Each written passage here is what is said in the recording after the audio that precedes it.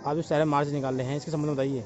बात ऐसी है कि सबको पता है 2004 के बाद पुलिस की पैरामिलिट्री फोर्सेस के सभी सदस्यों की जवानों की पेंशन बंद कर दी गई है।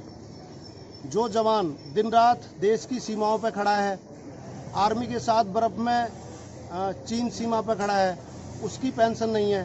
सीआरपीएफ जंगलों में नक्सलियों से लड़ते हुए जान दे रही है, उसकी पेंशन नहीं है। पुलिसकर्मी 24 घंटे परिवार से दूर रहकर देश में सुख शांति व्यवस्था के लिए ड्यूटी पे खड़े हैं, उनको पेंशन नहीं देती है सरकार।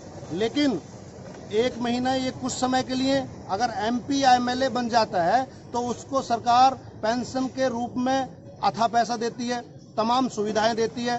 तो ये कोई जस्टिफाइड नहीं बनता है कि आप उसको पेंशन नहीं दे रहे हो जो देश की रक्षा कर रहा है, देश के लिए जान दे रहा है, और ऐसे लोगों को आप पेंशन देते हो जो कुछ समय के लिए जनप्रतिनिधि चुने जाते हैं। हमारी मांग ये है कि अतिशीघ्र पैरामिलिट्री और पुलिस के जवानों को पेंशन दी जाए, इनका हक बनता है।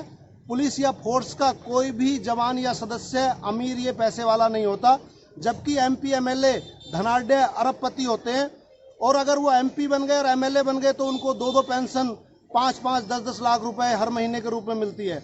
तो ये एक बहुत बड़ा अन्याय हो रहा है उन जवानों के साथ, फोर्स के सदस्यों के साथ जो देश की रक्षा में अपनी जान देते हैं। 24 घंटे 48 डिग्री टेम्परेचर या -24 में सीमाओं पर खड़े हैं।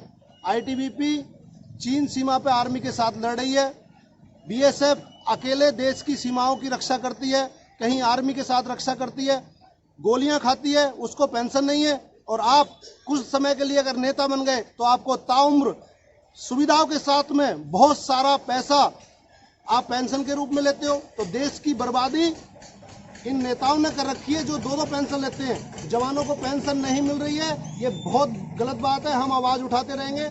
आज पैरामिलिट्री के और पुलिस के बहुत सारे लोग यहाँ एकत्र हुए हैं। बात कर